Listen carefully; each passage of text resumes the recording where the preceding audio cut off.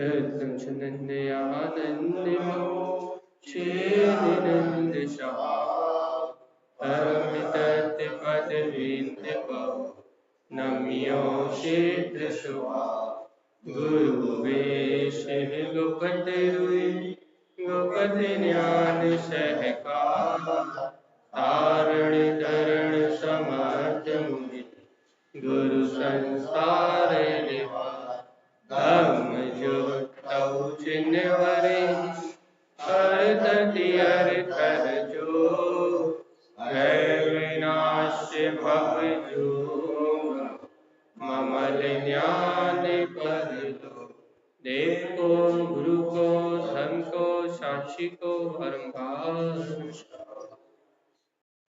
श्री 24 ठाणाची मंगलाचरण।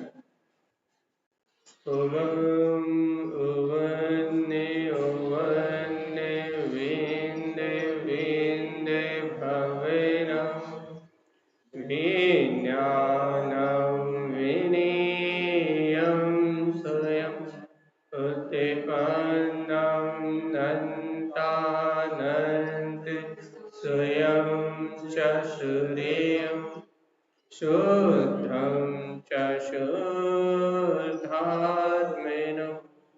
ओवेनमे ओवन स्वभाव मनस्य ममेलं मैं मूर्ति ज्ञानं ध्रुवम् लोकालोक स्वयं सुरं च सूर्यं सुन्नं साहवं सुरम्।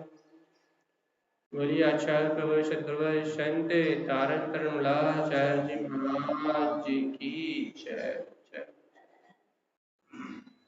एक साथ मंत्रोच्चारण करेंगे अपन।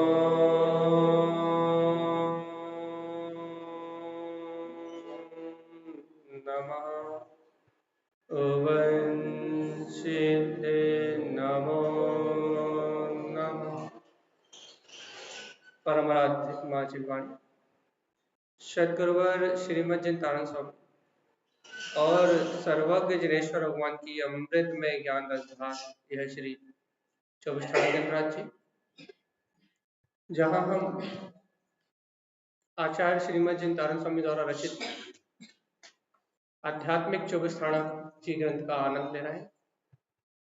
ग्रंथ तो लगभग पूर्णता की ओर है, आखिरी एक गाथा बची है, उसका वांछन रुका हुआ है, ना जाने उसका तिलक कब होना।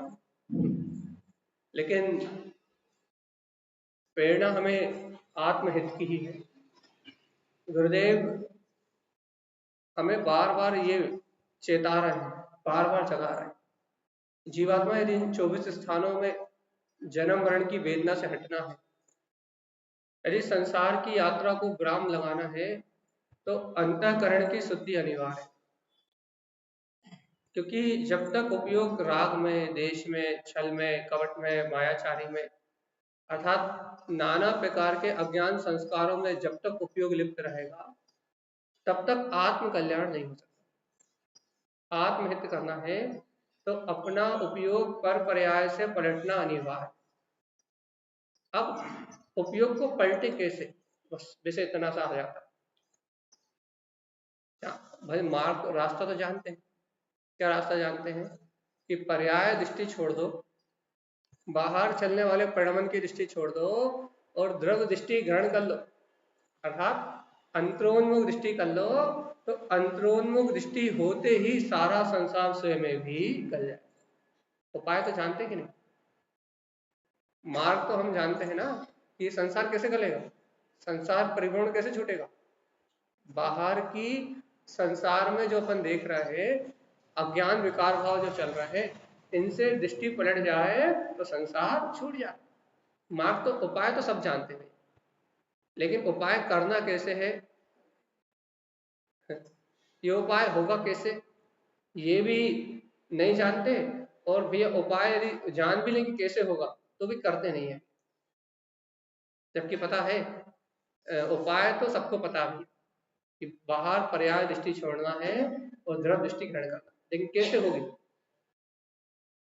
वास्तव में द्रव स्वभाव की दृष्टि होगी कैसे? क्या हम एक एक समय की पर्याय की भ्रांति में उलझे रहेंगे?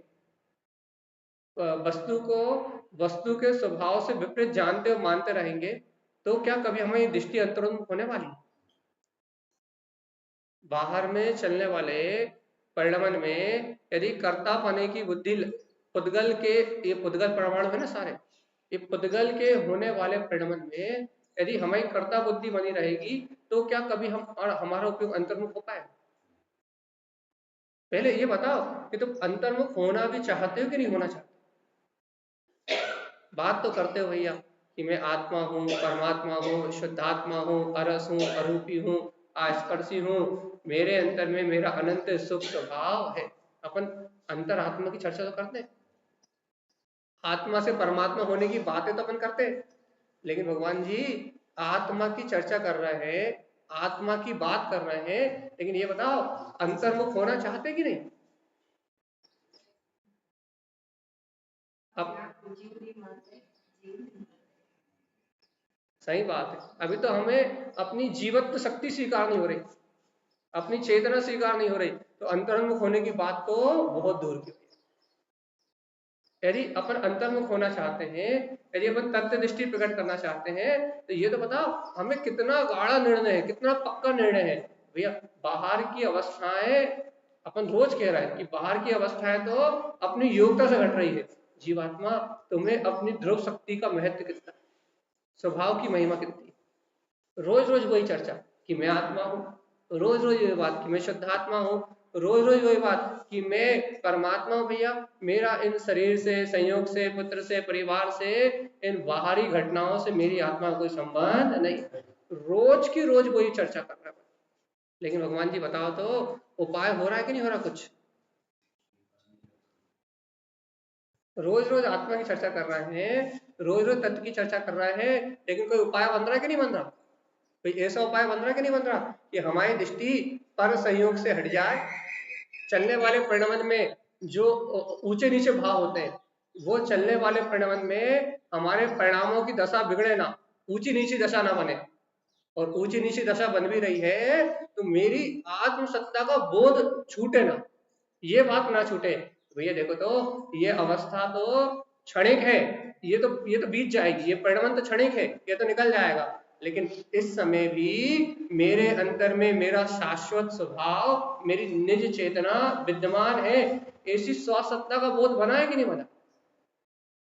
अपन तत्व निर्णय की बात करते हैं, वे पक पक पे तत्व का निर्णय होना चाहिए। तो कौन से तत्व का निर्णय होना चाहिए?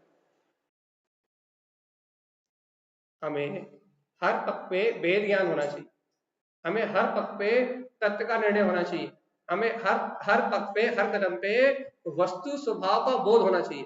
तो ये बताओ भैया कौन से तत्व का निर्णय होना चाहिए, कौन से तत्व का निर्णय होना चाहिए, तो किससे भेद ज्ञान होना चाहिए, और किससे भेद ज्ञान होना चाहिए, तो भैया कौन सी वस्तु को कैसा स्वीकार करना है, ये तो बताओ भाई। जो वस्तु जैसी उसी प्रकार स्वीकार। कितने अच्छे से अपन सरल शब्दों में पूरा जवाब कि जो जैसा उसे वैसा स्वीकार कर, कह तो रहा है लेकिन स्वीकार कितना कर रहे हो ये तो बताओ। बात भेद ज्ञान की कर रहे हो कि इस देह से भिन्न में आत्मा हूं, राग आदि विकार मुझसे उत्पन्न होते नहीं, और भैया पूरा एकत्र शरीर से बना के रखे हो, तो बताओ भेद ज्ञान किससे कर रहे हो? तुम तत्व के निर्णय की बात कर रहे हो, जीव तत्व पुद्गल तत्व के निर्णय की बात कर रहे हो। अरे यदि वास्तव में मैं जीव आत्मा ही हूं, यदि ये सत्य है, तो ये बाहर का पुद्गल का परिणमन कौन कर रहा है? अजीब तत्व, ये मन वचन काय का परिणमन कौन कर रहा है? और ये वस्तु स्वभाव के निर्णय की बात कर रहे हो, भैया जो वस्तु जैसी है वैसी है। अब भैया जब वस्तु जैसी है और वैसी है तो फिर बदलने का, उसको टाल फिर बदलने का उपाय कौन कर रहा है? बताओ, कौन सी वस्तु का निर्णय कर रहे हो? कौन से पदार्थ का निर्णय हो रहा है? जब पुण्य पाप का परिणाम अपनी अवस्थित व्यवस्थित अवस्था से घट रहा है तो फिर कौन सा निर्णय हो रहा है? ये बताओ, किसका निर्णय हो रहा है?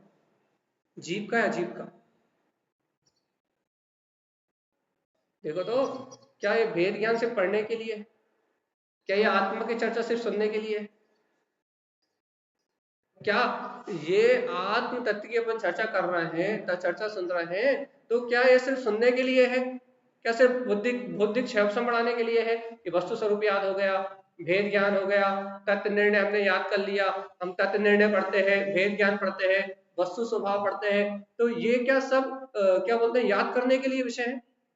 वस्तु स्वरूप याद कर लिया, भेद ज्ञान याद कर लिया, तत्व निर्णय याद कर लिया, क्या ये सारे विषय याद करने वाले?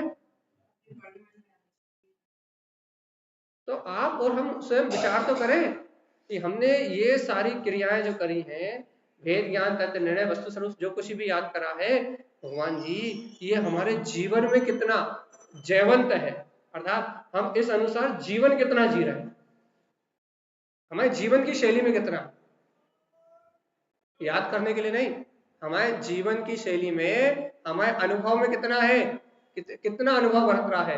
वही देखो तो, अपन दिन रात कह रहा है कि एक द्रव दूसरे द्रव का कुछ नहीं करता, और दिन भर हमारा मेपना कहाँ है? मेपना, अहम अहम बुद्धि कहाँ? अहम बुद्धि। आप कह रहे हो जिसे मैं कर नहीं सकता, जिसे मैं परिणमन नहीं करा सकता, जिसको मैं एक समय के लिए भी बदल नहीं सकता, जो परिणमन एक पल के लिए बदलने वाला नहीं है, एक समय के लिए बदलने वाला नहीं है, मुझे 24 घंटे उसमें अहम बुद्धि बनी हुई है, एकत्व की भावना बनी हुई, एकत्व बना हुआ है, उसी परिणमन में कर्तव्य है, उसी में ममत्व की भावना है, जिसे कर नहीं सकते उस वस्तु का अहम है, उद्गल जड़ का, नाम का, यश का, कीर्ति का, वैभव का, जो परिणमन कर नहीं पा रहे उसमें अहम है। और भैया जो अपना त्रिकाली स्वभाव है उसमें बहम है, बहम। क्या बहम? होगा कि नहीं होगा, है कि नहीं, हाँ है कि नहीं, होगा कि नहीं, उसमें बहम है। अरे भैया यदि मैं नहीं कर रहा तो कौन कर रहा, मैं नहीं खा रहा तो कौन खा रहा, ये सारे पाप पुण्य मैं नहीं कर रहा तो कौन कर रहा, ये सुख दुख मैं नहीं भोग रहा तो कौन भोग रहा। जहां विश्वास होना चाहिए, जहां अपने सत्य की, अपने स्वभाव की आस्था होना चाहिए, वहां विकल्प है, वहां अज्ञान रूप कल्पनाएं चल रही है। जहां विश्वास होना चाहिए वहां कल्पना है। तो भैया जहां संसार में कल्पना चल रही है वहां उपयोग लगा, बंद करना है। तो भैया जहां आस्था होनी चाहिए वहां आस्था नहीं, बताओ, वहम है, और अंतरात्मा के प्रति वहम है, भ्रांति है, और पर संयोगों में अहम है। मैं नहीं करता तो इस दुनिया में कुछ होता ही नहीं। बताओ, अहम और वहम की इस लड़ाई में कौन जीत रहा है?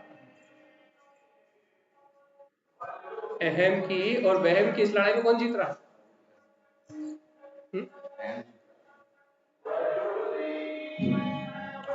कौन जीत रहा है बताओ तो, अहम और वहम की लड़ाई में कौन जीत रहा है? चेतन पिट रहा है, लड़ाई उसी में नहीं, पिटाई चेतन। अहम और वहम की लड़ाई में जीतने वाला तो पुद्गल ही है।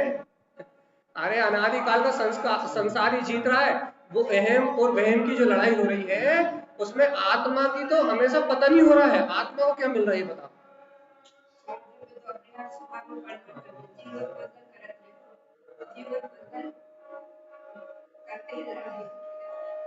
जीव और पुद्गल नहीं लड़ते, जीव स्वभाव वाला है, जीव अपना चेतन स्वभाव वाला है, पुद्गल अपने जड़ स्वभाव वाला है। और ये दोनों द्रव अपने अपने स्वभाव रूप है, लेकिन ये अहम और वहम की लड़ाई है भाई। अपने को आत्मा के प्रति वहम है, मतलब आत्म तक स्वीकार होता नहीं है, आत्मा की शक्ति, आत्मा का स्वरूप, आत्मा की जो शुद्ध बुद्ध अपनी चेतन ज्ञायक शक्ति है, अपने को आत्म शक्ति स्वीकार होती नहीं है। तो अंतर में वहम बना हुआ है कि वो आत्मा है कि नहीं है कि नहीं है कि नहीं है कि नहीं है, अपने प्रति वहम है। और पर पर्याय परिणमन जो चल रहा है, संसार का जो पर्याय भाव चल रहा है, उस पर्याय भाव में अहम है। अब ये अहम और वहम की लड़ाई हो रही है और बेचारा जीव फिर में पिट रहा है, जीव व्यर्थ में अपनी दुर्गति कर रहा है, जीव अनंत काल से 84 लाख योनि में भटक रहा है। अहम और वहम की लड़ाई है, क्योंकि आत्मा को जानना नहीं है तो वहम बना हुआ है भैया, तत्व को स्वीकार करना नहीं है, वस्तु स्वभाव का सहकार होना नहीं है, तो अंतर में वहम बना हुआ है। मतलब ज्ञान नहीं है तो अज्ञान है, और अज्ञान है तो वहम है। और बाहर में बना हुआ अहम भैया कि मैं नहीं, मेरा नहीं, यदि ये सब मैं नहीं तो कौन। बाहर में अहंकार है, अपना पद चाहिए, अपनी प्रतिष्ठा चाहिए, अपना सम्मान चाहिए, बाहर में अहम चाहिए, धन का, दौलत का, भौतिक सामग्री का, बाहर में अहम और अंतर में वहम, बस दो की लड़ाई चल रही है। और बेचारा जीव अनंत काल से इस अहम और वहम की लड़ाई में अनंत काल से पिस रहा है, और इस अनंत परिभ्रमण में नाश जीव का हो रहा है। जय तारण भैया जी। जी बोलिए। यहाँ लगता है सिद्धांत जीव संबंधी आजीव और अजीव संबंधी आजीव। ठीक है, बोल रहे हैं। प्रश्न आया है, प्रश्न का जब समाधान करना है, पहले अपन इस बात को पूरी करते हैं, प्रश्न का समाधान लेते हैं। फिर अहम और वहम की जो लड़ाई हो रही है, इसमें अपन अहम करो तो भी जीव का नाश है, और अज्ञान रूप वहम में रहो तो भी जीव का नाश है। जीव का हित तो कहीं है ही नहीं। आई कि नहीं आई समझ में? अब एक प्रश्न आया है कि भाई जीव संबंधी अजीव किसे कहते हैं, बताइए। जीव संबंधी अजीव, अजीव संबंधी अजीव मतलब आत्मा को छोड़ के जितने भी छह द्रव्य हैं। अब छह द्रव्य क्यों कह दिया आपने? तो मेरी आत्मा की अपेक्षा से अन्य जीव भी अनात्मा ही है, वो मेरा हित कर सकता नहीं, उसका दर्शन ज्ञान मेरे काम में आने वाला नहीं। तो आत्मा को छोड़ के जितने भी छह द्रव्य हैं वो कौन क्या है भैया? अजीव, मेरी अपेक्षा से। और यदि जीव तत्व की अपेक्षा से, जीव द्रव्य की अपेक्षा से लो, तो जीव द्रव्य को छोड़ के बाकी शेष पांच द्रव्य कैसे हैं? अजीव। आत्म साधना की अपेक्षा से लो तो हाँ, जहां मेरा देखो, साधना की अपेक्षा से दो परिभाषा बनेगी। साधना की अपेक्षा से क्या परिभाषा बनेगी? आत्म साधना की अपेक्षा से, मोक्ष मार्ग की अपेक्षा से क्या परिभाषा बनेगी? मोक्ष मार्ग की अपेक्षा से यह परिभाषा बनेगी, मेरे ध्रुव त्रिकाली, मेरा जहां मेरा दर्शन ज्ञान पाया जाता है, मेरे आत्मा को छोड़ के बाकी के बाकी छह द्रव्य अजीब है। क्यों? क्योंकि वो मेरे कल्याण का कारण नहीं बन सकते। ये स्वयं की साधना की अपेक्षा से परिभाषा। और भैया द्रव्य स्वभाव की अपेक्षा देखोगे तो जीव द्रव्य को छोड़ के बाकी पांच अजीब है, जिनमें दर्शन ज्ञान चेतना नहीं पाई जाती, वो अजीब है। अब बात चल रही जीव संबंधी अजीब। अब ये नई बात है। अब ये क्या? जीव संबंधी अजीब, ये क्या है? हाँ, जीव संबंधी अजीब क्या है? अपना जीवत्व को नहीं जाना तो अजीब। ये बात भी सही है, आपने जो कहा है, आचार्य ने कहा है, जीवोपी मतम भवेत्, जीव होते हुए जीव तत्व को नहीं जान रहा है तो मृत है। जीव संबंधी अजीब मतलब जीव में जो राग आदि विकार उत्पन्न हो रहा है ना, वो जीव नहीं, वो अजीब है, वो जीव संबंधी अजीब है। हाँ, राग आदि जो विभाव भाव चल रहे हैं उन्हें जीव मानने की गलती मत करो। शुभ अशुभ भाव रूप जो परिणमन चल रहा है, इसे जीव मानने की गलती मत करो।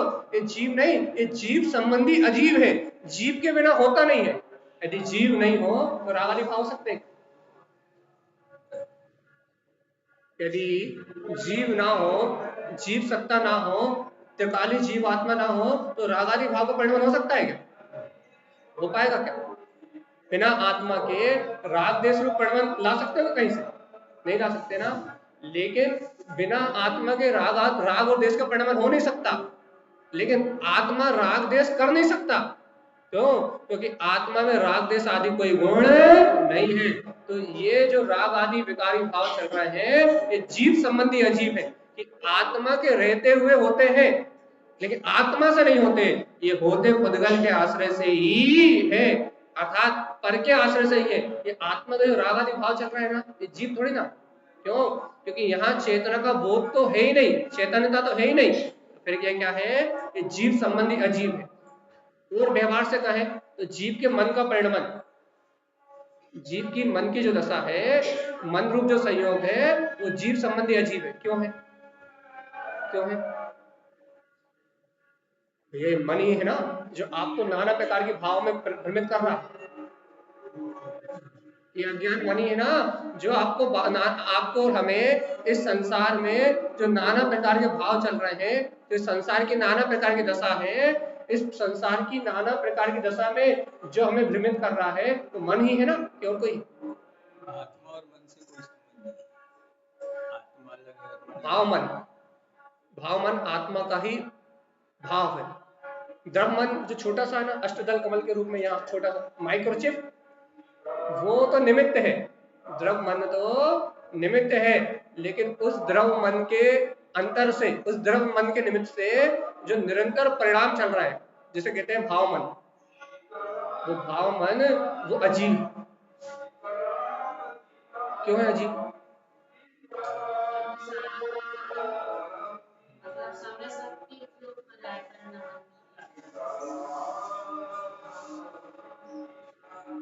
हाँ, आप साधना अपेक्षा से सही कह रहे हो, इस बात को हम पहले बोल रहे हैं। पहले हम ये बात क्या कह रहे हैं कि अपना जो अज्ञान मन चल रहा है, पहले इनके प्रश्न का जवाब पूरा कर दें कि ये जो अज्ञान मन परिणमन कर रहा है ना, ये अज्ञान मन ही अजीब है। अजीब किस अपेक्षा से है? तो आपने कह दिया, क्योंकि पूरा समय शक्ति उपयोग पर में, जड़ भाव में, पुद्गल में, पूरा उसी में लग रहा है। उपयोग अपनी आत्म अनुभूति से रहित है, इसलिए इसका नाम अजीब है, जीव नहीं है। आचार्य ने मृत कह दिया। अपने को ऐसा लगता है ना कि राग भाव में कर रहा हूँ, देश भाव में कर रहा हूँ, तो भैया यदि तुम राग देश कर रहे हो तो राग देश का गुण चाहिए आत्मा में, लेके आओ। हाँ बोलो रहा, यदि आप राग देश कर रहे हो तो आत्मा में राग देश का गुण चाहिए, लेके आओ। ला सकते हो क्या? नहीं। जब आप और हम राग देश कर नहीं रहे तो हो कहां से रहा? कहां से हो रहा है? हाँ? जब हम नहीं कर रहे तो हो क्यों रहा है? देखो, व्यवहार ने से कथन करेंगे तो निमित्त पे ही आरोप लगाते, व्यवहार ने निमित्त पे आरोप लगाता है कि जीव कर रहा है, जीव कर रहा है, जीव कर रहा है। यदि जीव नहीं होता तो राग द्वेष कहां से होता? जीव नहीं होता तो इस संसार का परिभ्रमण कैसे होता?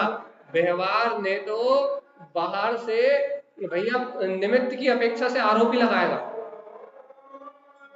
व्यवहार ने तो निमित्त पे, क्योंकि भैया देखो निमित्त पे आरोप आता है ना, जो परिणमन होता है, परिणमन होने काल में पूरा आरोप किस पे आता है? निमित्त पे आता है। जैसे कि आप प्रवचन सुनने आए तो आपका प्रवचन सुनने आने का परिणमन था कि नहीं था? आपका प्रवचन सुनने आने का परिणमन था तो आप प्रवचन सुनने आए, लेकिन पूरा आरोप काय पे आ गया कि भैया जी आए हैं इसलिए हम प्रवचन सुनने आए। तो पूरा आरोप किस पे आ गया? लेने के पूरे ठीकरा कहां फूट गया?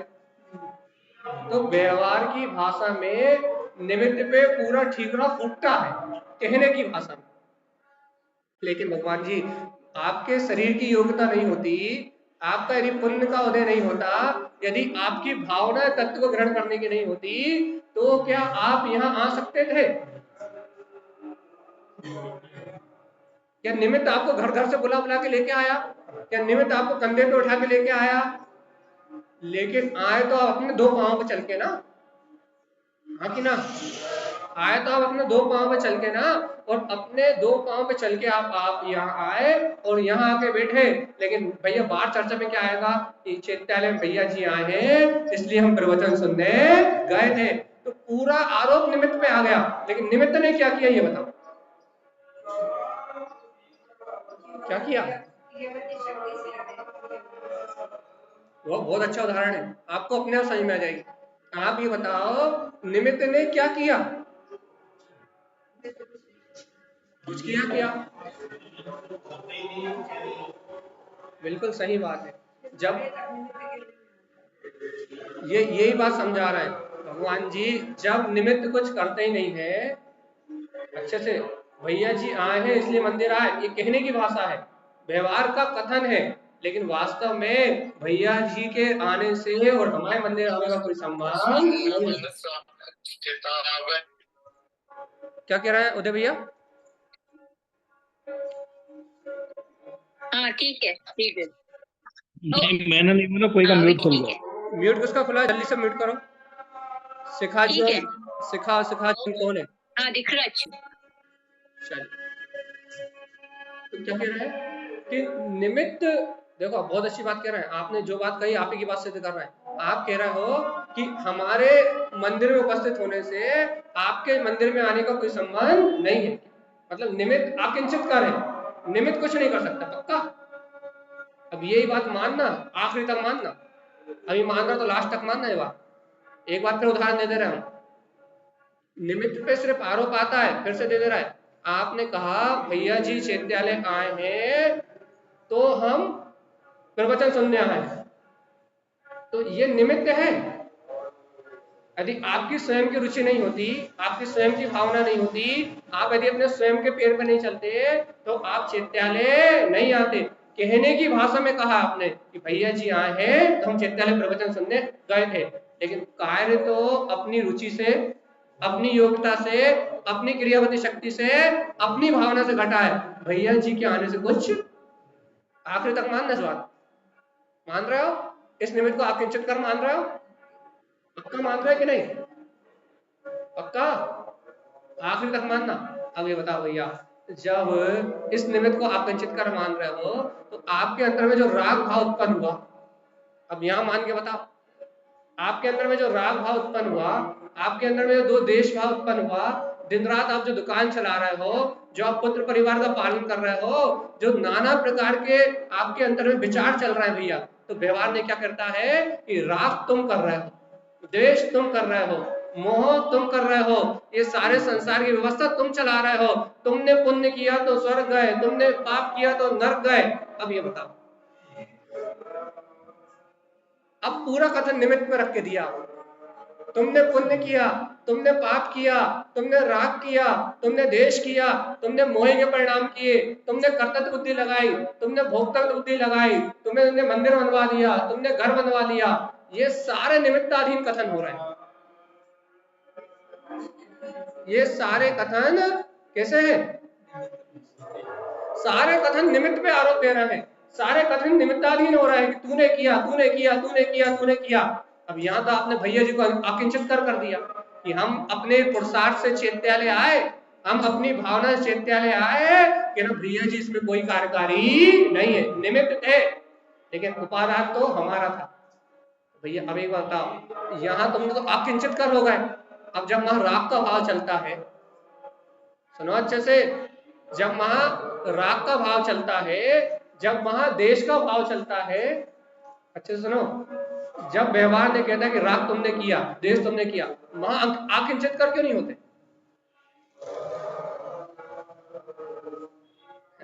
यहां तो आकिंचित कर हो गए, घर में तुमने बनवाया, घर परिवार का पालन तुमने किया, परिवार का पालन तुमने किया, चैत्यालय का तुमने करवाया, ये तो निमित्त के कथन है, व्यवहार कथन है। यहाँ कर्ता क्यों बन जाते हैं? यहाँ वो अकिंचित कर कहाँ है कि निमित्त तो कुछ करता ही नहीं है भैया, ये सारा कार्य तो अपनी तत्समय की योग्यता से घटा। यहाँ अकिंचित कर की भावना कहाँ बताओ तो?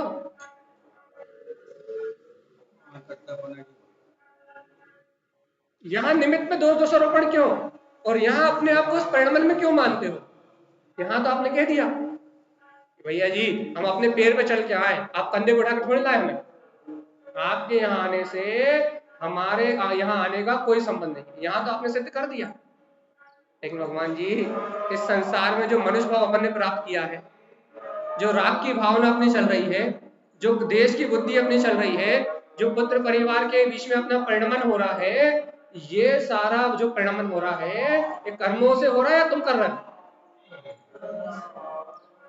तो यह निमित्त निमित्तिक संबंध है कि भैया जी आए इसलिए हम मंदिर आए, लेकिन भैया परिणमन तो कर्म जैसे बंधे हैं वैसा ही हो रहा है। भगवान जी जब यहाँ इतना ज्ञान लगा लिया कि हम अपनी रुचि से चैत्यालय आए हैं, तो वहां इतना ज्ञान तो नहीं लगता क्या कि अनादि काल से हमारी संसार की रुचि है इसलिए कर्मों में जुड़े हुए हैं, लेकिन कर्मों का परिणमन तो अपनी तत्समय की योग्यता से हो रहा है और मैं उससे जुड़ा हूं इसलिए वो निमित्त कहला रहा है। क्या कहला रहा है कि तुम राग रूप हो रहे हो, तुम देश रूप हो रहे हो, तुम राग कर रहे हो, तुम देश कर रहे हो। लेकिन यदि मुझे अपनी उपादान शक्ति का बोध आ जाए कि मेरी आत्मा में तो राग जैसा कोई परिणमन है क्या, राग जैसी कोई भावना मेरी आत्मा में होती है क्या? नहीं होता। तो फिर कहां से आ रहा है?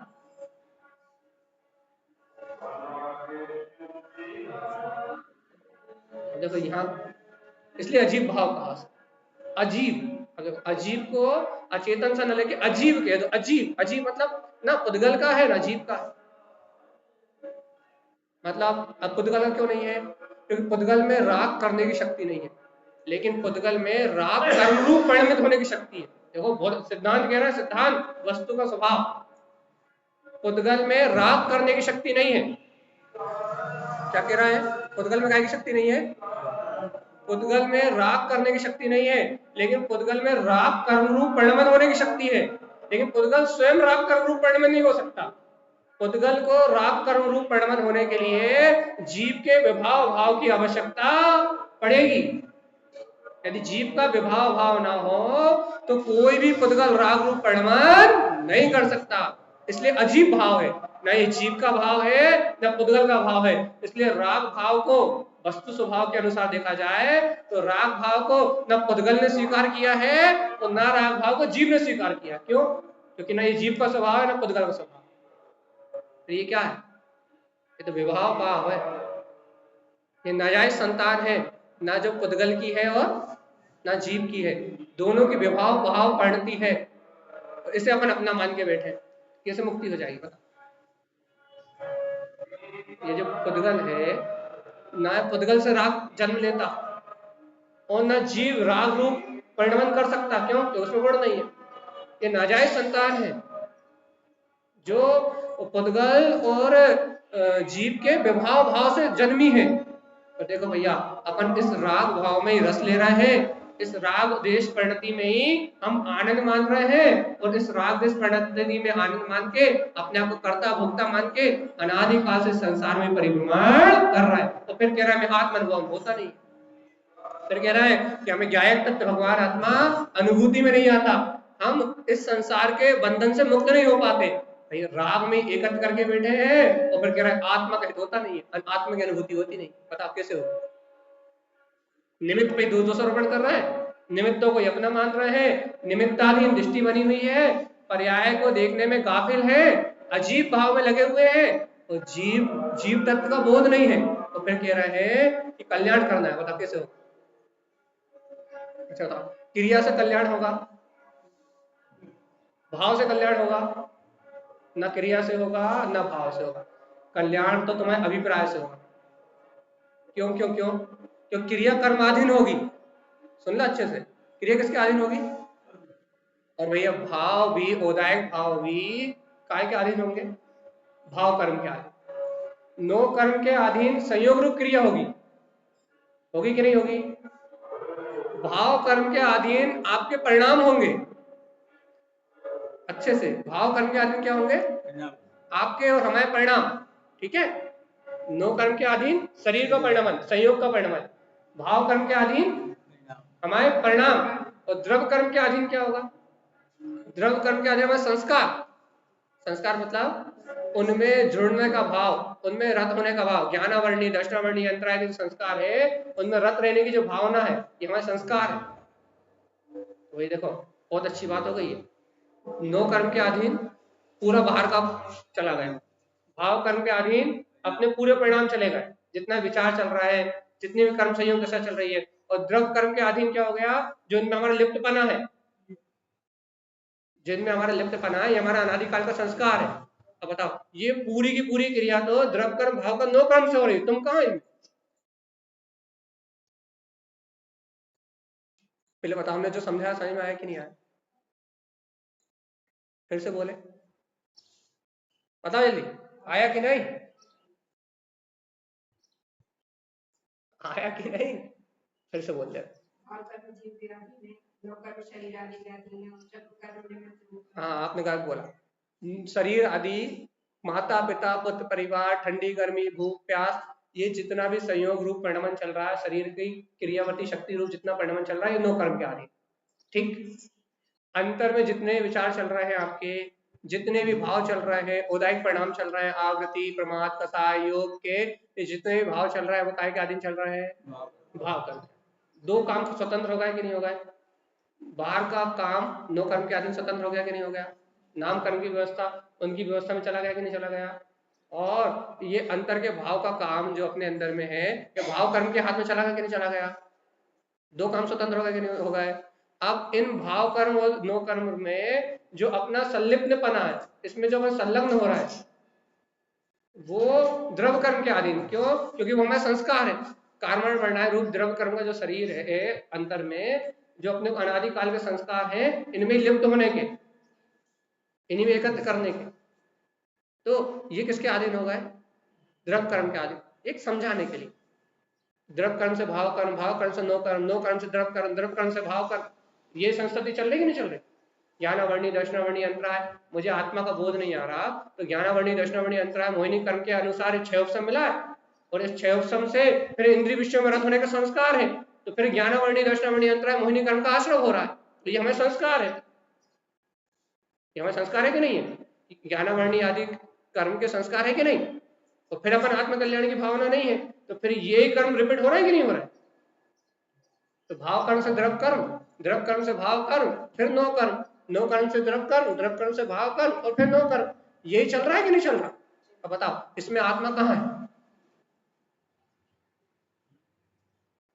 हमें तो आत्मा ढूंढ के लाओ, इस परिणमन में आत्मा ढूंढ के लाओ, आत्मा कहाँ है? समझ में आई कि नहीं है? इसमें जीव कहाँ है? आत्मा तो लाओ, आत्मा को लाओ, आत्मा को लेके आओ जल्दी, आत्मा को लेके आओ। कहाँ आत्मा? नहीं मिल रही क्या? कहीं ढूंढने से मिल रही?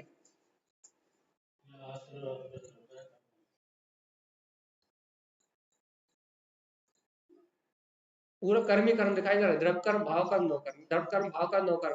और इसलिए आचार्य ने कहा कि कर्मों से कर्मों का आश्रय होता है, जीव से कर्म का आश्रय नहीं होता। भ्रांति है तुम्हारी कि जीव कर्मों का आश्रय करता है, वो तो जीव के भाव निमित्त है।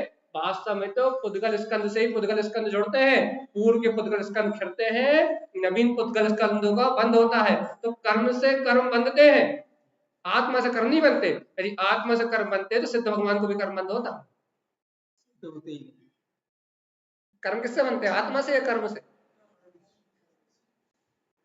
ये सिद्धांत है कि कर्म से कर्म बनते हैं। तो वो देखो, द्रव कर्म से भाव कर्म, भाव कर्म से नो कर्म, नो कर्म से द्रव कर्म, द्रव कर्म से भाव कर्म। वो कर्मों से कर्मों का ही जुड़ान चल रहा है, कर्मों से ही कर्मों की माया चल रही है। इसमें आत्मा को तो ढूंढ के लाओ, कहाँ है? हाँ भैया जी का क्या कर्म उपादान है और जीव निमित्त है? हाँ, जीव निमित्त है, जीव सिर्फ निमित्त रूप इन कर्मों के बीच में रह रहा है, बस विभाव भाव कर रहा है, इसलिए अपनी स्वसत्ता को नहीं जान रहा। उपादान तो जीव का तीन लोग का केवल ज्ञान प्रकट करने का। जीव के अंदर उपादान रूप तो अनंत दर्शन है, अनंत ज्ञान है, अनंत सुख है, अनंत वीर है, लेकिन बेवकूफ मूर्ख होने से पुरुषार्थ को ना जान के विवाह भाव में लगा हुआ।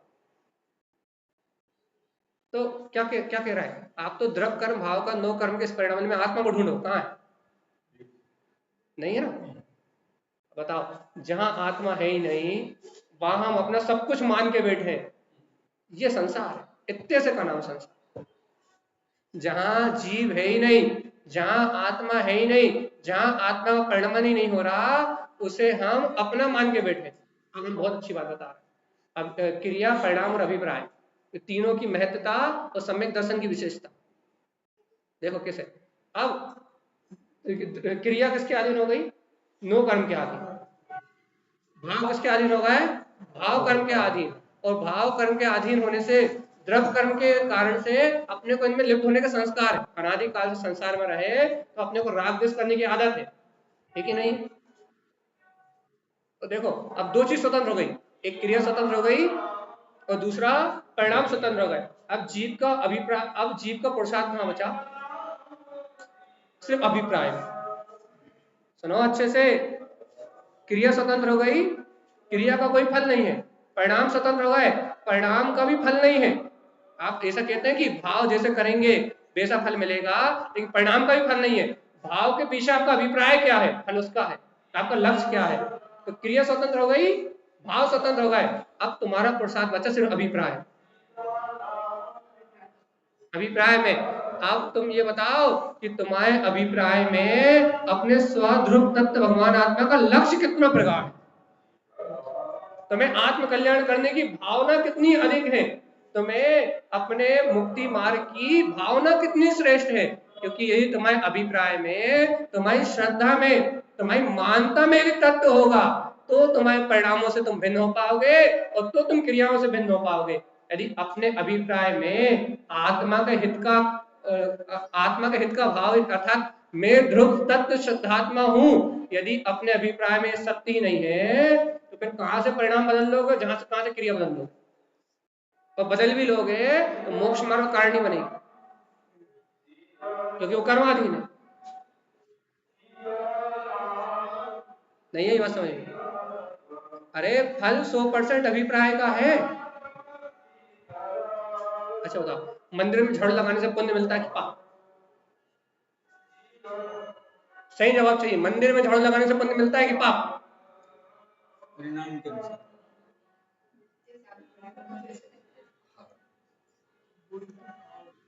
हमें तो आप सही जवाब दो, हमें मायाचारी नहीं चाहिए।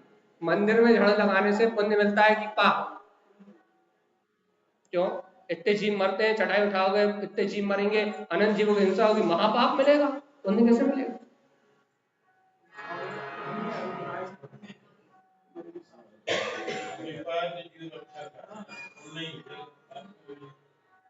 वही तो हम पूछ रहे हैं आपसे।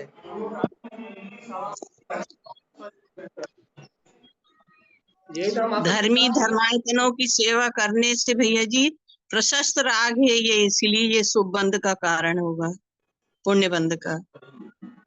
बहुत बढ़िया। तो एक चैत्यालय का जब निर्माण होता है तो उस निर्माण के, एक चैत्यालय का जब निर्माण होता है तो उसके निर्माण वहां आकर आपकी आवाज कट रही है भैया, आपकी आवाज कट रही है, आपकी आवाज नहीं आ रही। चलिए हम ये कह रहे हैं कि आपको हम बहुत अच्छा लॉजिक बता रहे हैं। अभी बताओ, घर में झाड़ू लगाओ तो पाप आश्रम, बहुत गजब का लॉजिक दे रहे हैं हम आपको। घर में झाड़ू लगाओ वो जीव मरे तो पाप आश्रम, तो मंदिर में झाड़ू लगाओ और वो जीव की रक्षा का भाव है, सुरक्षा का भाव सहित, जीव रक्षा के भाव सहित, धर्म आयतन की सेवा करने के लक्ष्य से यदि प्रशस्त राग है वो, तो अपन धर्म आयतन की सेवा करने के लक्ष्य से यदि उन्हीं जीवों की हिंसा हो रही है, करना नहीं चाहते, जीव रक्षा का ही भाव है, सावधानी से कर रहा है, लेकिन घर में ही वो कार्य कर रहे हैं तो अशुभ पाप आश्रय का कारण, तो वही कार्य मंदिर में कर रहे हैं तो पुण्य आश्रय का कारण। क्यों? एक हिंसा में पाप, एक हिंसा में पुण्य, क्यों?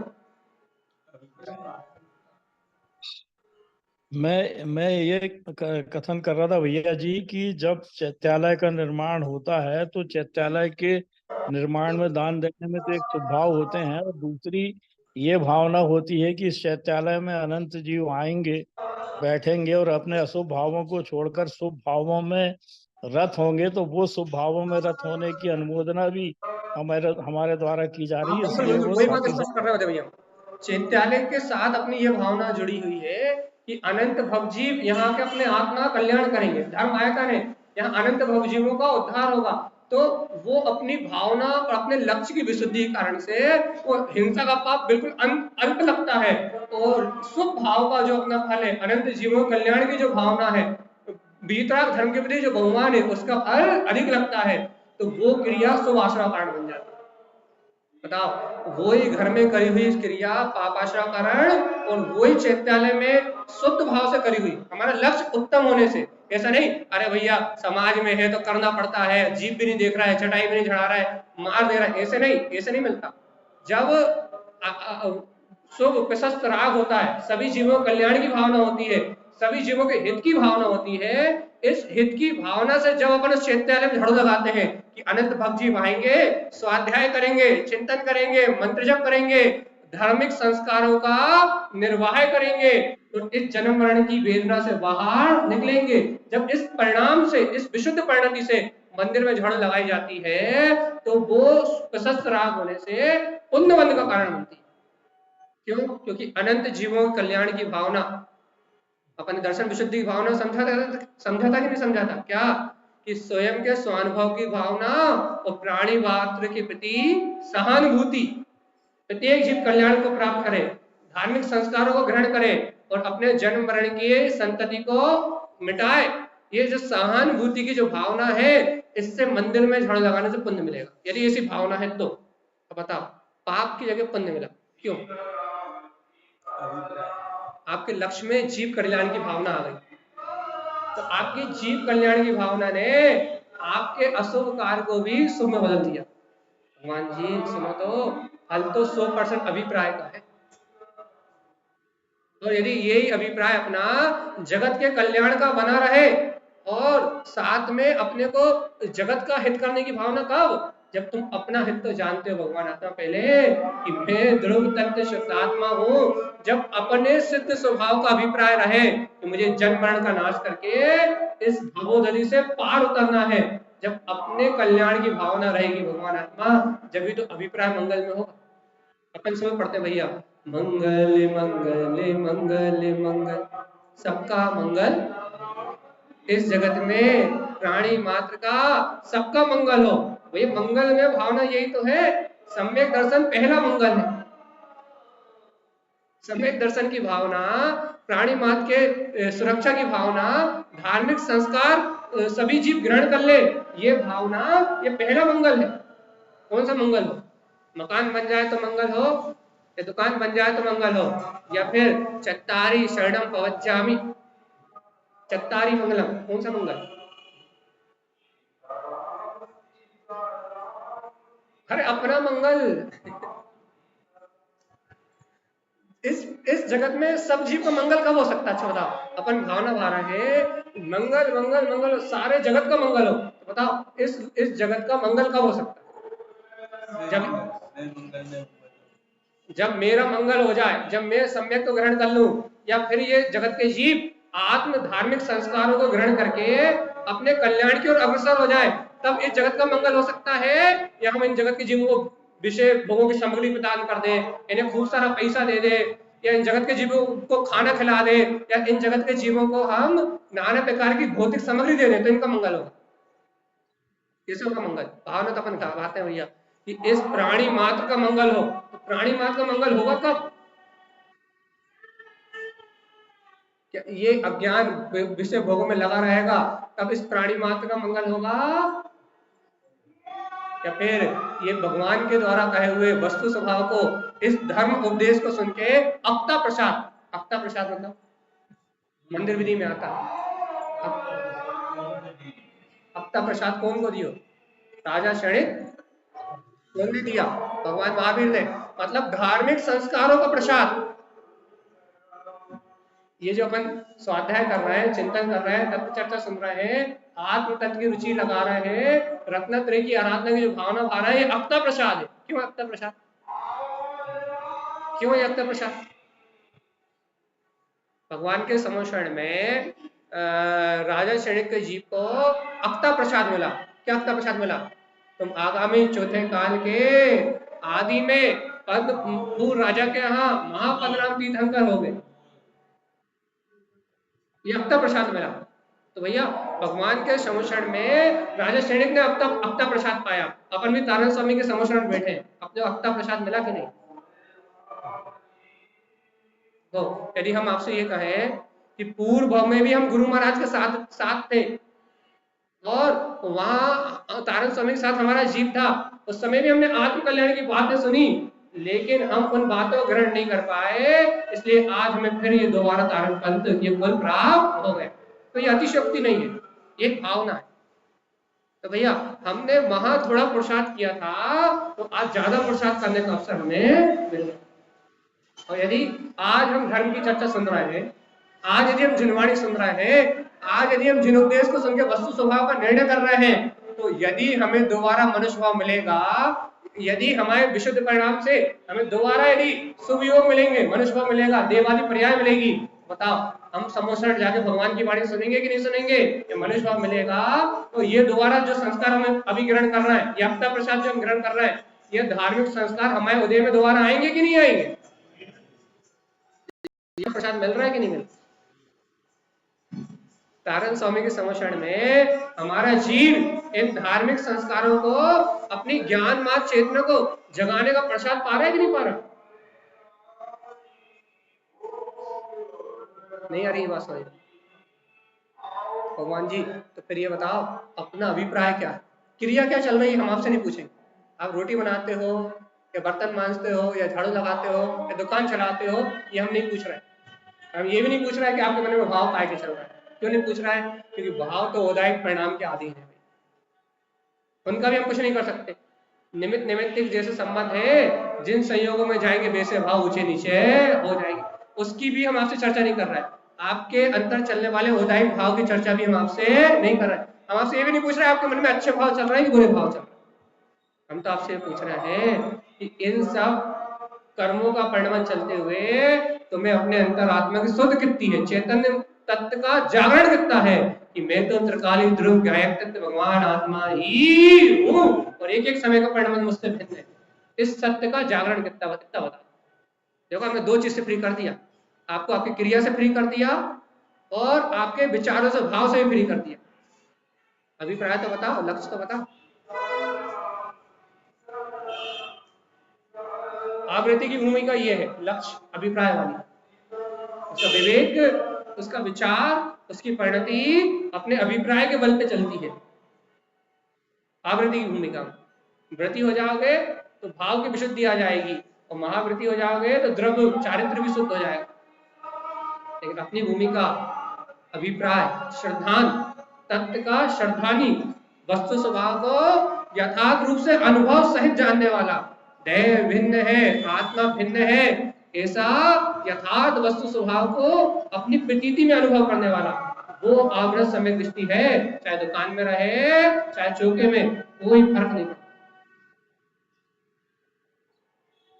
बताओ भगवान जी ये बात समझ में आती कि ऊपर से जाती?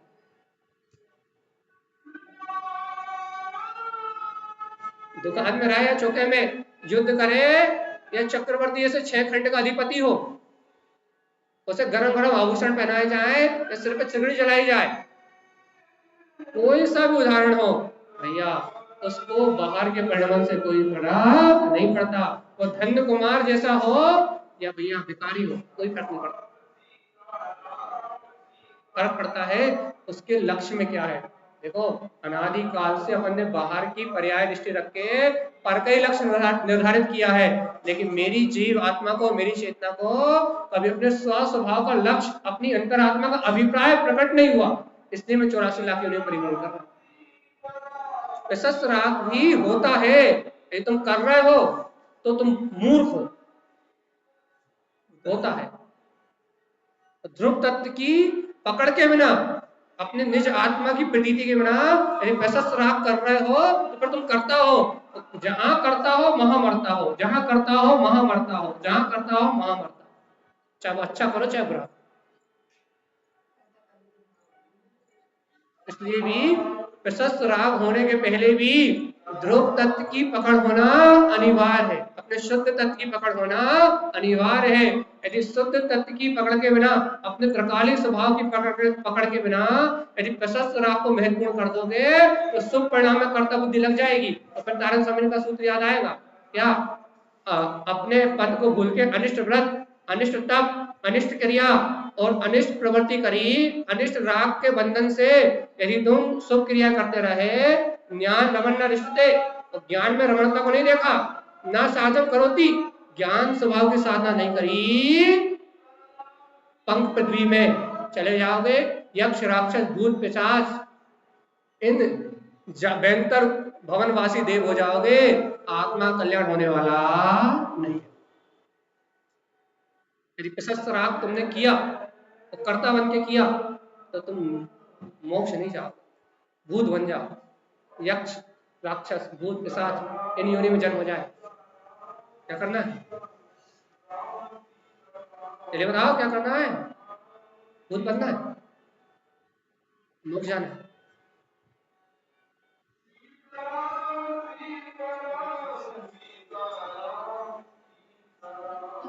भूत बनना है कि मोक्ष जाना?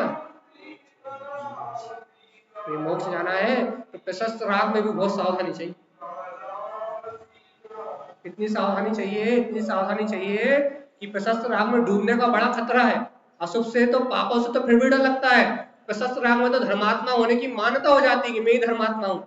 सफेद कपड़े पहनो तो मैं ही धर्मात्मा, मुझसे बड़ा पंडित, मुझसे अच्छा वक्ता, मुझसे बड़ा विद्वान तो कोई है ही नहीं। प्रशस्त राग तो महाझेर भी हो सकता है। इसलिए भैया अपने ध्रुव तत्व, अपने गायक तत्व की प्रतीति को छोड़ दिया तो जहर ही है वो भी। इसलिए प्रशस्त राग होने से पहले ध्रुव तत्व की पकड़, वस्तु स्वभाव की पकड़ होना अनिवार्य ही है कि नहीं? अपने आत्मा की प्रतीति है कि नहीं? आत्मा की स्मृति। देखो ये समय हो रहा है, 56 हो गए, 4 मिनट हो गए, चलती क्रिया चलते। देखो आज वो राम को भी नवमी के रूप में मनाने वाले वो राजा राम की पूजा कर रहे हैं और अपन आत्म राम की चर्चा कर रहे हैं। अपनी अपनी अज्ञानता है, अपनी अपनी भ्रांति है, अपना अपना निश्चय है। वो ही राम राजा के रूप में पूजे जाते हैं तो राग की वंदना हो जाती है, और वो ही राम अनंत केवल ज्ञान के रूप में पूजे जाते हैं तो केवली भगवान की वंदना हो जाती है। राम नाम एक ही है, एक आत्म राम है और एक भैया संसार का राम। कौन सा हमारा अच्छा लग रहा है? नाम एक ही है, राम आप जपो या हम जपे, अभिप्राय अलग अलग। एक राम भैया पाप आश्रय कारण है जो राग रूप जपा जा रहा है, एक राम शुभ आश्रय कारण है जो शुभ भावना से जपा जा रहा है, और एक राम निर्माण का कारण है जो अपने आत्म राम के लक्ष्य से जपा जा रहा है। राम एक ही है, फल 3 है। नाम एक ही है, फल 3 है। एक पाप बंध का कारण है, एक पुण्य बंध का कारण है और एक मुक्ति का कारण है। एक ही नाम 3 कारण, 3 फल दे रहा है। क्यों? जिसका जैसा अभिप्राय है वो वैसा फल पा रहा है। एक राम के नाम पे हिंसा कर रहा है, आतिशबाजी कर रहा है, मिथ्यात्व का पोषण कर रहा है, वो राम नाम लेके पाप बांध रहा है। एक राम का नाम लेके समता भाव में है, केवल यानी राम भगवान को जान के वही समता भाव में, साक्षी भाव में, उनके जैसे राम जैसा जीवन जी रहा है, सदाचार में जीवन जी रहा है, पुण्य आश्रय कर रहा है। और एक राम को भैया देह अतीत आत्म राम परमात्मा जान रहा है भैया। तो उस राम ने अपने आत्म की सुध रखी, अपने ज्ञान तत्व के वैभव केवल ज्ञान की लक्ष्मी को प्रकट कर लिया।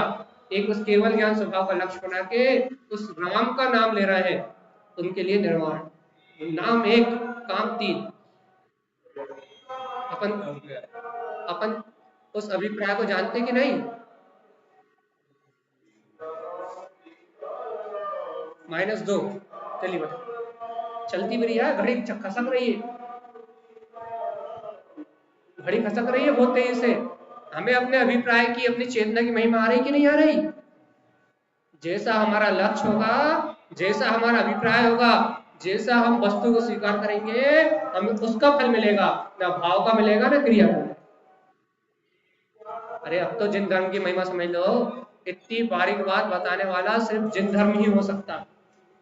इतनी बारीक बात बताने वाला मात्र जिनेन्द्र भगवान का उपदेश ही हो सकता है। पूरी दुनिया तो क्रिया को धर्म मानती है। चले आप कहीं भी हिंदुस्तान के किसी भी कोने में, पूरी दुनिया तो क्रिया को धर्म मानती है, और जो क्रिया को नहीं मानते वो कुछ लोग भाव को धर्म मानते हैं। लेकिन ये जिन शासन कहता है भैया धर्म तो वस्तु का स्वभाव है, वस्तु की शक्ति है, और वो अपने अभिप्राय से, अपने लक्ष्य से प्रकट होता है।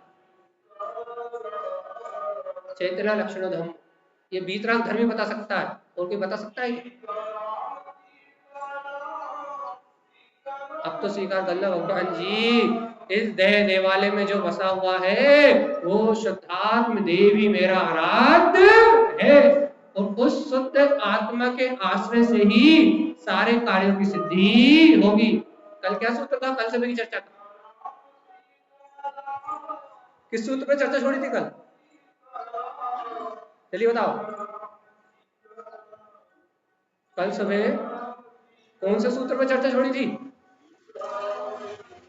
माला जी कहा था। हाँ, क्या था सूत्र? किस किसको याद रहा?